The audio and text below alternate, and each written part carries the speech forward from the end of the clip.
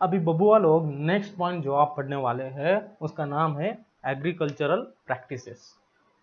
क्या है agricultural practices?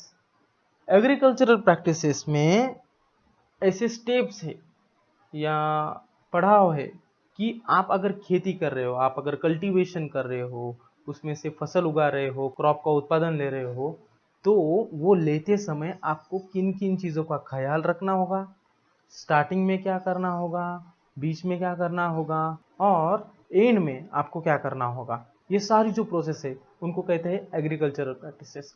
अभी जैसे बीज से लेके उसको बोना, बोने के बाद उसका जो उत्पादन आता है, वो उत्पादन से हम जो प्रोडक्ट रहता है वो प्रोडक्ट पूरा एक्सट्रैक्ट करना, बाहर निकालना, ये जो सारी जो चीज़ें है, सारी प्रोसेस है, उन सबको मिलके हम कह सकते हैं एग्रीकल्चरल प्रैक्टिसेस।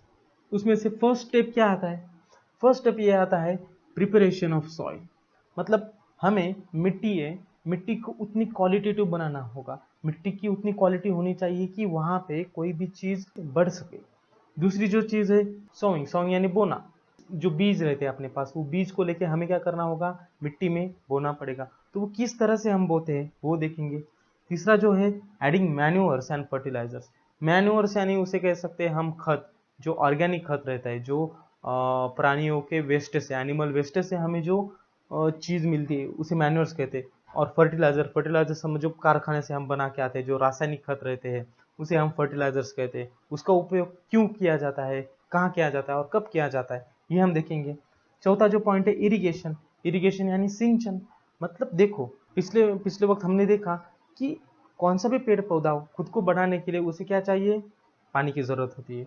पांचवा, तो ये इरिगेशन किस तरह से रहते हैं आधुनिक खेती में, जैसे जैसे खेतियों का डेवलपमेंट हो गया, खेती करने के अलग अलग तरीके आने लगे, तो वो किस तरह से होगा, पानी देने के लिए भी अलग अलग तरीके आ गए, तो वो इरिगेशन के टाइप में हम देखेंगे। पांचवा जो पॉइंट है वो प्रोटेक्टिंग फ्रॉम वीड्स। वीड्स यानी घास।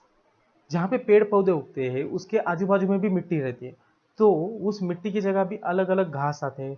वो घास का इफेक्ट अपने क्रॉप पे किस तरह से पड़ सकता है, और अगर वो घास निकालनी हो तो हम किस तरह से निकालेंगे, वो भी हम ये पॉइंट में देखेंगे।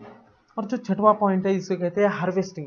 हार्वेस्टिंग में क्या है, चलो अभी इतना सब करने के बाद हमने एक फसल उगाई है, और उस फसल में क्या रहता है, फसल पूरी तरह से हमें इस्तेमाल में नहीं आती, पूरी तरह से उसका काम नहीं रहता है। उस फसल में से कौन सा एक पार्ट रहता है जो हमें प्रोडक्ट कह के मिलता है, तो उस फसल में से उस पार्ट को निकालना यानी क्या है, हार्वेस्टिंग। और सेवंथ और लास्ट जो पॉइंट है उसे कहते हैं स्टोरेज।